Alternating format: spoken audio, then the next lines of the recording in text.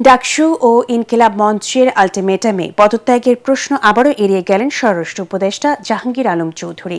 সন্ধ্যায় আইন শৃঙ্খলা বাহিনী জানায় ওসমান হাদিকে হত্যায় মূল অভিযুক্ত ফয়সাল করিমের অবস্থান এখনও নিশ্চিত হতে পারেননি তারা।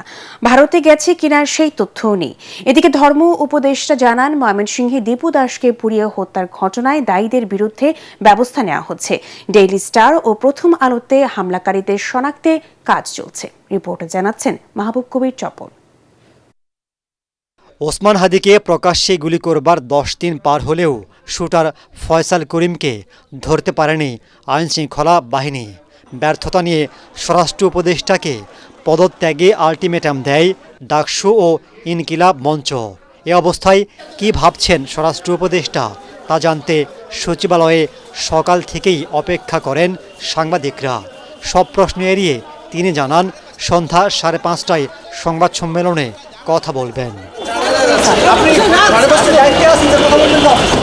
এতে গুঞ্জন আরও বেড়ে যায়। সম্মেলন কক্ষে অবস্থান করেন সাংবাদিকরা, কিন্তু স্বরাষ্ট্র উপদেষ্টা ও বিশেষ সহকারীর দেখা নেই। ব্রিফিংয়ে আসেন পুলিশ, র্যাব ও বিজিবির কর্মকর্তারা। তারা জানান, এখন পর্যন্ত ফয়সাল করিমের অবস্থান নিশ্চিত হতে পারেননি। মনে হচ্ছে যে ব্যক্তিগত কোনো শত্রু না, এটা কোনো রাজনৈতিক থেকেই হত্যাকাণ্ডটা সংঘটিত, এটা আমাদের প্রাথমিকভাবে ধারণা।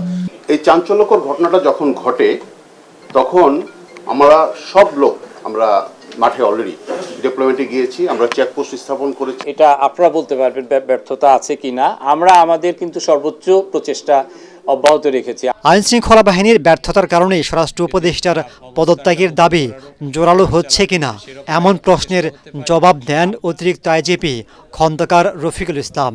এদিকে ধর্ম উপদেষ্টা জানান, ময়মনসিংহের পোশাক কর্মী দীপু দাসকে পুড়িয়ে হত্যার ঘটনায় দায়ীদের আইনের আওতায় আনতে নির্দেশনা দেওয়া হয়েছে। যারা এই মানুষটাকে মেরেছে এবং আগুনে পুড়িয়ে দিয়েছে তাদেরকে অবিলম্বে গ্রেপ্তার করে আইনের আওতায় আনার জন্য আমি মাননীয় স্বরাষ্ট্র উপদেষ্টা মহোদয়কে অনুরোধ করেছি। ডেইলি স্টার, প্রথম আলো, ছায়ানটে হামলাকারীদের সিসি ক্যামেরার ফুটেজ দেখে শনাক্তে কাজ চলছে বলেও জানান তিনি। প্রথম আলো এবং ডেইলি স্টারে যারা আগুন দিয়েছে, আমি গোয়েন্দা রিপোর্ট থেকে জানতে পেরেছি তাদের কিছু ছবি, তাদের কিছু পরিচয় আমরা ইতিমধ্যে শনাক্ত করেছি। এসব ঘটনা নির্বাচনে প্রভাব ফেলবে না বলে মনে করছেন ধর্ম উপদেষ্টা। আমরা নির্বাচন করতে পারবো। মাহবুব কবির চপল, ATN বাংলা, ঢাকা। স্বরাষ্ট্র উপদেষ্টা